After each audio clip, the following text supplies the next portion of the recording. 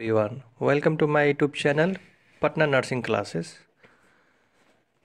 सबसे पहले आप सभी को इस नए साल के लिए दिल से शुभकामनाएं। मैं आशा करता हूं कि ये साल पिछले साल से बेहतर हो। अब हम लोग आते हैं अपने टॉपिक पे। जैसे कि आप सभी को मालूम है कि CHN सीरीज चल रहा है, तो उसी सीरीज को मैं आगे बढ़ाते हुए यूनिट फर्स्ट का 5वां एपिसोड लेकर चला हूँ, जिसमें हम लोग पढ़ेंगे कॉन्सेप्ट ऑफ डिजीज़। तो बिना देर किए हम लोग शुरू करते हैं concept of disease. A disease is a particular abnormal condition that negatively effects the structure और फंक्शन ऑफ ऑल और part of an organisms and that is not due to any immediate external injuries. Disease क्या कहता है, उसका concept क्या है?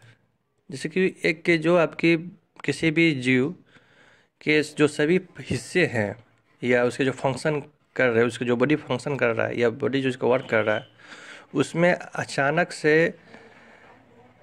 एक negative तौर पे उसको प्रभावित करती है ना।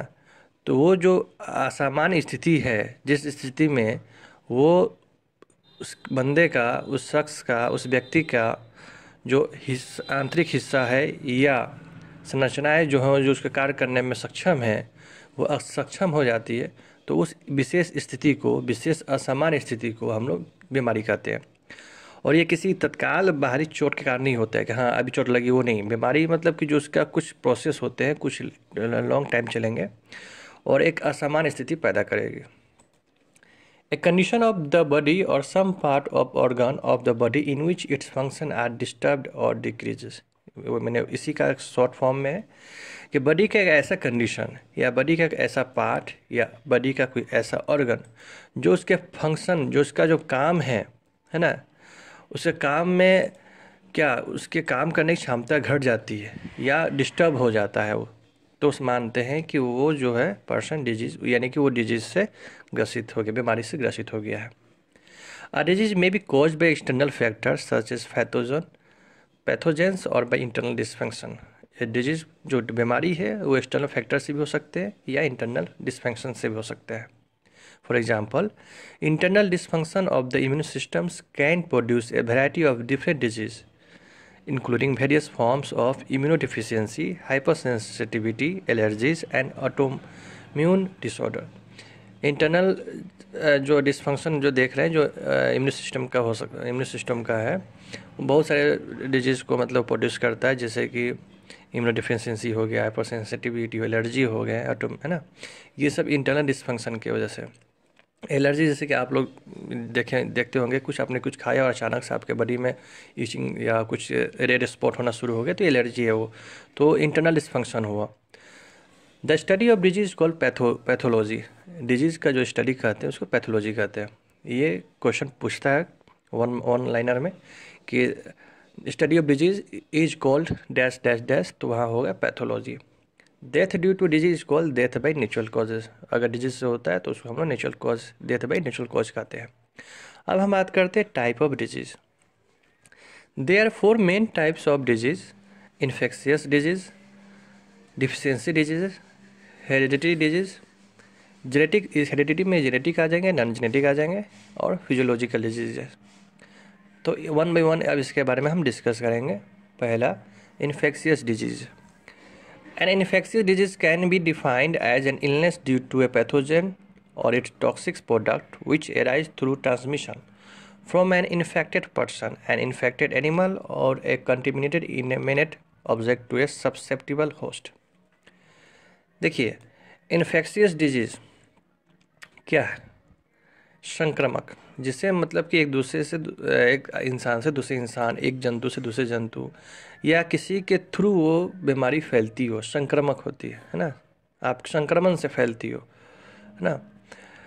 जैसे कि संक्रमित व्यक्ति हो, संक्रमित जानवर हो, या अति संवेदनशील जो संक्रामक है, रोग है, जो किसी भी दूसरी निर्जीव वस्तु, नॉन लिविंग जो थिंग्स हैं, उसके भी हेल्प से वो संक्रामक हो सकती है, संक्रमण फैला सकती है ना।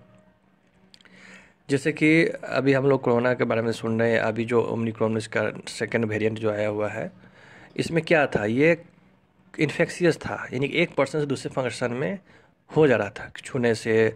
आप मतलब ऐसा चल रहा था कि अगर इन्फेक्टेड पर्सन ने किसी चीज़ को या उसके यूज किए गए कपड़े, यूज किए गए वस्तु को दूसरे स्वस्थ इंसान ने उसको यूज किया तो उसको भी वो बीमारी लग जाती थी।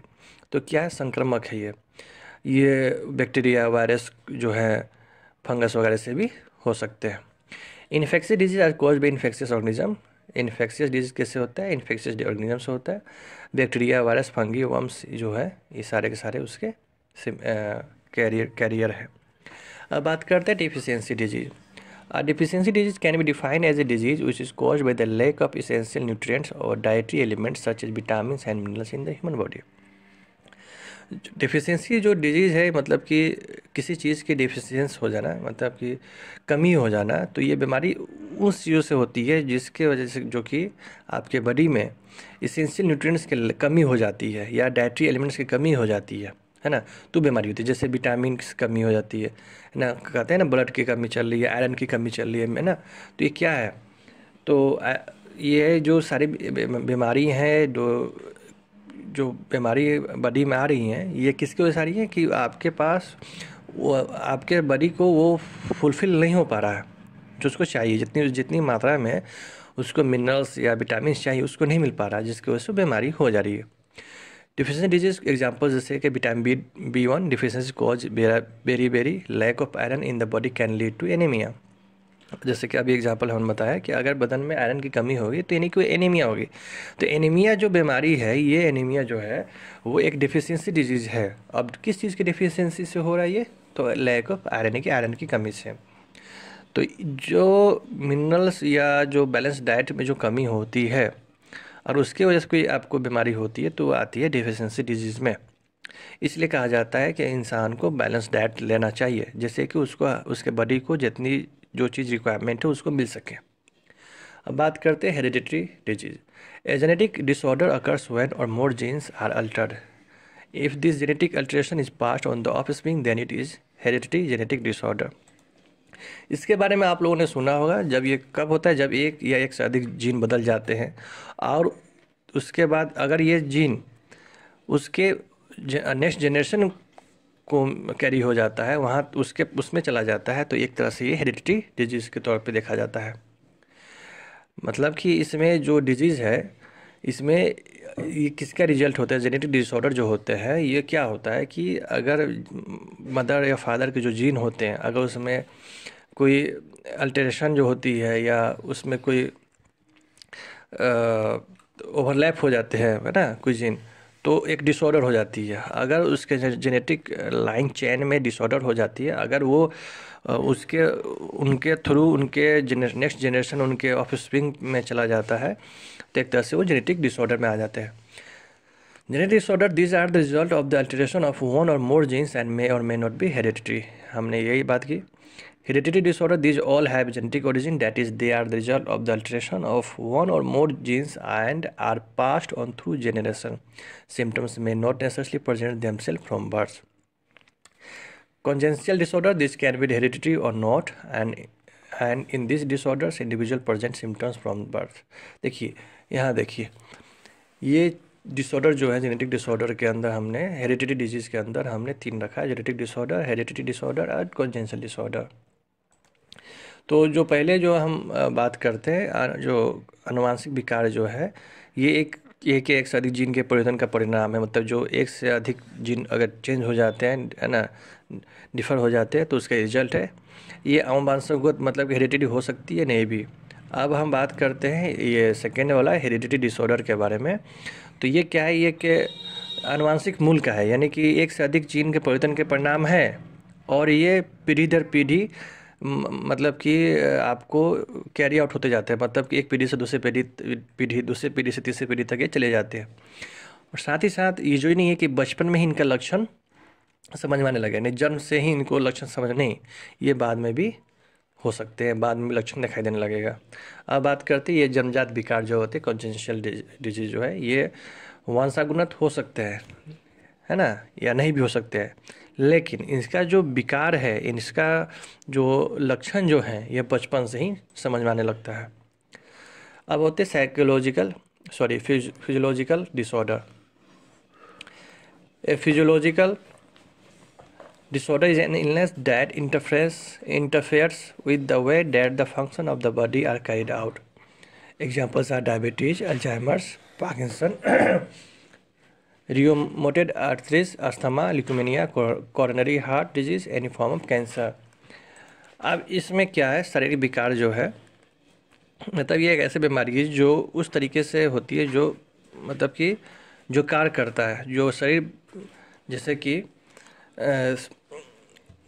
इसको इस तरीके से समझिए, ये एक disorder illness that interfere with the way that the function of the body are carried out. जिस तरह बॉडी काम करता है उस हिसाब से ये होता है। जैसे एग्जांपल मधुमेह, अल्जाइमर जो है, पार्किंसन जो है, ये क्या है, ये सारे के सारे फिजियोलॉजिकल डिजीज़ है।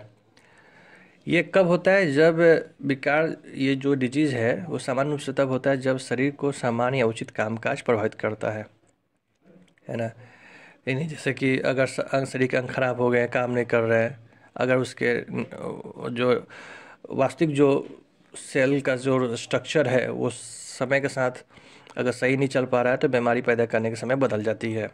ऐसा ही ये फिजियोलॉजिकल डिसऑर्डर के बारे में हम ये बात कर रहे थे। Physiological disorder is normally cause when the normal और proper functioning of the body is affected because the body's organs have malfunction, not working, or the actual cellular structure have changed over a period of time, causing illness.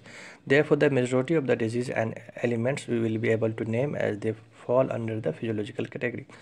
अब इसी के बारे में हम बात कर रहे थे कि जब कॉज कैसे होता है, जब कोई नॉर्मल या प्रॉपर फंक्शनिंग बॉडी जो है ना काम करती है उसे अफेक्ट हो जाता है because the body organs have mall function, क्योंकि जो बॉडी ऑर्गन्स का जो फंक्शनिंग है वो सही काम नहीं कर रहा है, सही वर्किंग उसका प्रॉपर वर्क नहीं कर रहा है, तो जो उसके एक्चुअल जो सेलुलर स्ट्रक्चर होते हैं वो भी चेंज होने लगते हैं टाइम टू टाइम, जो उसके बीमारी को बढ़ावा देते हैं, चाहे बीमारी वहाँ से उनके इलनेस जो होती है कॉजिंग, वो जो कॉज है उसके, है ना। तो ये अभी हमने देखा सिर्फ डिजीज़ के बारे में कि कितने डिजीज़ हैं। तो टाइप्स ऑफ डिजीज़ में इन्फेक्शियस पढ़ा हमने, डिफिशियंसी डिजीज़ पढ़ा, हेरिडिटी डिजीज़ पढ़ा जिसमें जेनेटिक और नॉन जेनेटिक भी आते हैं, और फिजियोलॉजिकल डिजीज़ भी है, और इसके पहले हमने कॉन्सेप्ट ऑफ डिजीज़ देखा।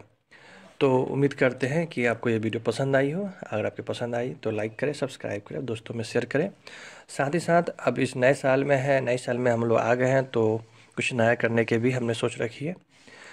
अब उम्मीद करते हैं कि अब जितनी भी हमने जो सब्जेक्ट बची हुई हैं वो अब टाइम टू टाइम आपके तक पहुंच जाएगी। 75% उस पर काम हो चुका है, 25% और काम बाकी रह गए। तो उम्मीद करते हैं कि जल्द ही हम वो सारे के सारे जो एपिसोड हैं या फैसिलिटीज़ जो हैं जो आप तक पहुंचाना चाहते हैं वो पहुंचा पाएँ। Then thank you for watching.